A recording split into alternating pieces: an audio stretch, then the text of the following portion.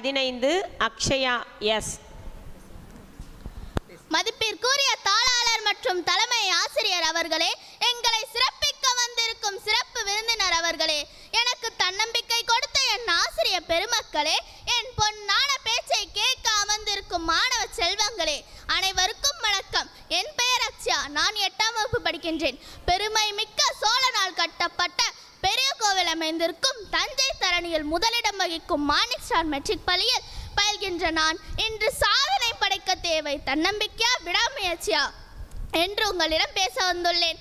தன்னம்பிக்கை தான் தன் நம்பிக்கை என்று கூறும் பொழுதே ஒரு புத்துணர்ச்சி பிறக்கிறது. சாதனை படைக்க தேவை தன்னம்பிக்கையா விடாமுயற்சியா என்ற கேள்வியிலே பதில் இருக்கிறது. ஓடுவதற்கு தேவை உடல், அதுபோல சாதனை படைக்க தேவை விடாமுயற்சி. அந்த உடல் நிற்க மிகவும் முக்கியமான தன்னம்பிக்கை என்ற எலும்பு. அது இல்லை என்றால் அந்த உடல் எவ்வளவு நேரம் தாங்கும்? நாம் எல்லோருக்கும் தெரிந்த முயலாமை கதை. நீங்க சொல்லலாம், ஆமை தன்னுடைய விடாமுயற்சியினால் தான் அந்த போட்டியில் வெற்றி பெற்றது. ஆனால் தன்மேல் வெற்றி பெறுவோம் என்ற நம்பிக்கை இல்லை என்றால் அது கண்டிப்பாக அந்த போட்டியில் கலந்திருக்காது. அது முதலடியை எடுத்து வைத்ததால் தான் எல்லை கோட்டை தொட முடிந்தது. அந்த முதலடியை எடுத்து வைக்க வைத்தது அதனுடைய தன்னம்பிக்கை தான். இதை நீங்கள் கண்டிப்பாக ஒத்துக்கொண்டுதான் ஆகணும். சரி, முயலாமை கதையை விட்டுறலாம். நம்மை எடுத்துக்காட்டாக எடுத்துக்கலாம். நம்மால் முடியும், சாதிப்போம் என்று நம்மை ஊக்கப்படுத்திய நம் ஆசிரியர்கள் நமக்கு கொடுப்பது தன்னம்பிக்கை. நாம் எதை முயற்சிக்க போறோம், எப்படி முயற்சிக்க போறோம் என்பதெல்லாம் அடுத்ததுதான். அதற்கு நாம் முதலில் முயற்சி செய்ய வேண்டும். அதன் பின் மிகவும் முக்கியமான தன்னம்பிக்கை. இப்படி நமக்கு சாதிக்க ஒவ்வொரு இடத்திலும் நம்மை சோர்வடையாமல் ஊக்கப்படுத்தி நம் முயற்சியை விடாமுயற்சியாக மாற்றி நம்மை கடைசியாக சாதிக்க வைக்கிறது தன்னம்பிக்கை. என்னை போல பேச வந்திருக்கும் மாணவர்கள் இந்த போட்டியில் கலந்து கொண்டதற்கு முதற் காரணம் அவர்களுடைய தன்னம்பிக்கை.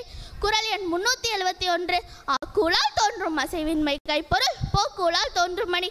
இதுபோல 1330 குறள்களை எழுதிய என் பாட்டன் வள்ளுவர், அவர் ஒவ்வொரு குறளுக்கு தான் மேல நம்பிக்கை வைத்து எழுத்தாணியை எடுத்ததால் தான் நமக்கு அவர் படைத்த இவ்வளவு பெரிய சாதனையை இன்று வரை பின்பற்றி வருகிறோம். பல தலைவர்கள், கலைஞர்கள் தன் தாய் போல தாங்கி பிடிக்கிறது தன்னம்பிக்கை. முயற்சியை விட்டால் நாம வாய்ப்பை தான் விடுகிறோம். ஆனால் நாம் தன்னம்பிக்கை விட்டால் நம்மையே இழந்து விடுகிறோம். என்ன ஆனாலும், எத்தனை தடங்கள் வந்தாலும் தன்னம்பிக்கையை மட்டும் விடாமல் எழுந்து நின்று சாதிப்போம். தன்னம்பிக்கை என்றால் தன் மீது நாம் வைக்கும் நம்பிக்கை தான் தன்னம்பிக்கை. முடியாது என சொல்வது மூட நம்பிக்கை, முடியுமா என கேட்பது அவநம்பிக்கை, முடியும் என சாதிப்பதே தன்னம்பிக்கை. நம்பிக்கை எவ்வளவு முக்கியமோ அதை விட முக்கியம் தன்னம்பிக்கை. தன்னம்பிக்கை உள்ளவர்கள் மட்டும்தான் வாழ்க்கையில் சாதனை படைத்திருக்கிறார்கள்.